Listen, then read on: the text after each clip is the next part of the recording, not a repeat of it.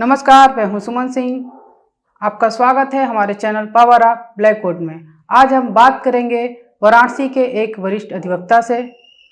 वार्तालाप शुरू करने से पहले आपसे अनुरोध है कि आप हमारे चैनल को सब्सक्राइब करें, वीडियो पसंद आए तो लाइक करें और ज़्यादा से ज़्यादा लोगों तक शेयर करें। तो आज के हमारे मेहमान हैं आशीष कुमार सिंह जी, जो कि सेंट्रल बार एसोसिएशन वाराणसी में होने वाले चुनाव में महामंत्री पद के प्रत्याशी हैं। तो आइए बातचीत करते हैं आशीष कुमार सिंह जी से। आपका बहुत बहुत स्वागत है हमारे चैनल पावर ऑफ ब्लैकवुड पे।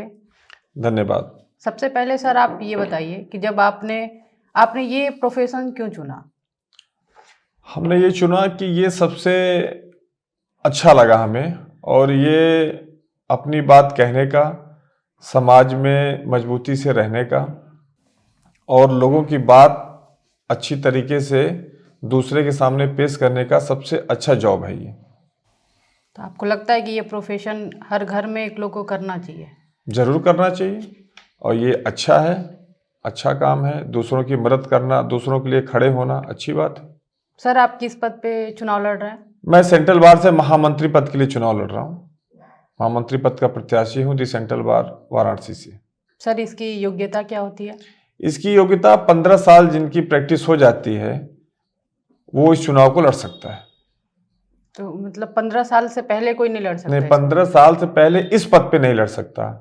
और पदों पे 7 साल हैं, अच्छा। 10 साल हैं, लेकिन महामंत्री पे 15 साल है। अच्छा, और जो सर नए वकील इसमें आते हैं इस प्रोफेशन में, आपको क्या लगता है कि उनको क्या सीख के आना चाहिए या क्या कचहरी से सीखने को मिलता है? देखिए, वो अपनी LLB की पढ़ाई जो है पढ़ के आते हैं और वो प्रैक्टिस करने कचहरी आते हैं, और कचहरी में उन्हें एक उपयुक्त सीनियर की आवश्यकता होती है जो उन्हें ढूंढना चाहिए। पहले उन्हें ये ढूंढना चाहिए कि सबसे उपयुक्त सीनियर कौन है जो हमें सिखा सके, पढ़ा सके और आगे बढ़ा सके। तो उन्हें पहले ढूंढना चाहिए, उनको उपयुक्त सीनियर के अंडर में 3 साल, 4 साल, 2 साल प्रैक्टिस करनी चाहिए। इसके बाद फिर वकालत अपनी शुरू करनी चाहिए। तो नए अधिवक्ताओं के लिए तो ये बहुत बड़ी चुनौती होगी कि आके कैसे अच्छे अच्छे अधिवक्ता को चुने। निश्चित तौर पे ये चुनौती है ही है कि वाराणसी कचहरी या कहीं भी आदमी जब आता है वकालत करके इसमें, तो वो परेशान होता ही है कि अच्छा सीनियर हमें कहाँ मिले, और जिनको अच्छे सीनियर मिल जाते हैं वो आगे बढ़ जाता है। सर इस पद पे आप जीत जाते हैं तो आप किस किस भ्रष्टाचार को आपको लगता है कि खत्म होना चाहिए? जैसे अदालतों में जो हो रही है वो। देखिए, अदालतों में जो भ्रष्टाचार है या कार्यालयों में जो भ्रष्टाचार है उस पर अंकुश लगना चाहिए, और हमारा भरपूर प्रयास होगा कि इस पे हम अंकुश लगाएं। और चुनौतियां तो बहुत हैं, जैसे अधिवक्ता प्रोटेक्शन एक्ट लागू होना चाहिए। अधिवक्ता अपने बल पे काम करता है, उसे सरकार तनख्वाह नहीं देती है, वो अपने बल पे काम करता है और समाज के लिए शुरू से जब वो वकालत करने आता है तो समाज के लिए ही जीता है वो, और उसे एक मजबूत धार समाज को अधिवक्ता द्वारा ही मिलती है। आप देख लें, स्वतंत्रता आंदोलन में भी अधिवक्ता ही आगे थे। हाँ, उन्हीं के द्वारा कहा जाता है कि। निश्चित तौर पे। तो सर ये हमको ऐसा लगता है कि ये जो बार का चुनाव है, आपको ज़्यादा मजबूत बेंच होनी चाहिए या आपको बार होनी चाहिए? नहीं, देखिए, बिना बार के बेंच नहीं चल सकती। क्या बिना अधिवक्ता की अदालत चल सकती है? बार और बेंच का अपना एक समन्वय होना चाहिए।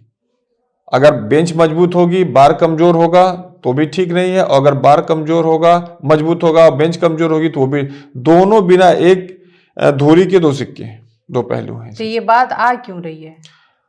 आज इसलिए कि बार हमारा कुछ कहीं कहीं कमजोर हो रहा है, निरकुंश हो रहा है। अगर बार मजबूती से रहे तो बेंच की हिम्मत नहीं है कि बार के खिलाफ काम कर दे। तो कोई काम हुआ है ऐसा?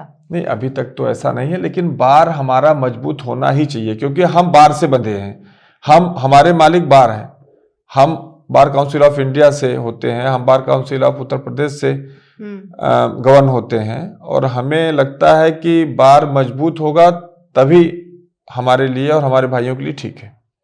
सर जो आप अगर चुनाव जीतते हैं तो जो कैंपस में गंदगी है, आप उसके लिए क्या करना चाहेंगे?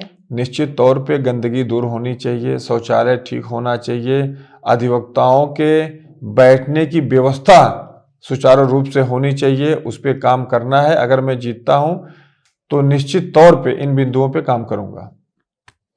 ये सब साफ सफाई या ये सब की जिम्मेदारी आप लेते हैं? निश्चित तौर पे साफ सफाई और सबकी जिम्मेदारी ये बार की होती है। बार में कर्मचारी होते हैं और उनसे काम लेने का काम मेरा है, बार के पदाधिकारियों का है।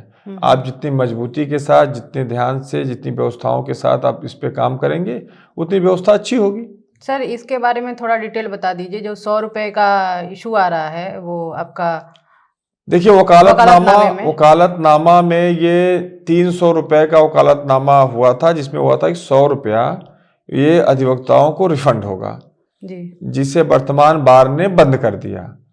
मेरी प्राथमिकता होगी कि अगर मैं चुना जाता हूं तो इस 100 रुपये को पुनः अधिवक्ता भाइयों को वापस कराऊंगा, इस कार्य को पुनः शुरू कराऊंगा। इससे लाभ मिलेगा? निश्चित तौर पे जूनियर अधिवक्ता हैं, अगर आपके चौकी पे या 2 वकालतनामा आ गए, 3 वकालतनामा आ गए अगर एक दिन में, तो निश्चित तौर पे जूनियर अधिवक्ताओं को वकालतनामा से वो 300 रुपये 200 रुपये का फ़ायदा होता है। सर, बहुत बहुत धन्यवाद आपको, हमारे चैनल पे आप आए और आपने कचहरी के बारे में इतना कुछ बताया। उम्मीद है सर आपको विजयी बनाए लोग। धन्यवाद आपको ढेर सारी। और उन्होंने बताया कि कैसे हम चुनाव जीतने के बाद अधिवक्ता कल्याण के लिए कार्य करेंगे। इस वीडियो में बस इतना ही। अगले बार हम फिर मिलेंगे किसी नए विषय, किसी नए अधिवक्ता के साथ। अगर आपको हमारा वीडियो पसंद आया तो आप हमारा चैनल सब्सक्राइब करें, लाइक करें और ज़्यादा से ज़्यादा लोगों तक शेयर करें। धन्यवाद आपका।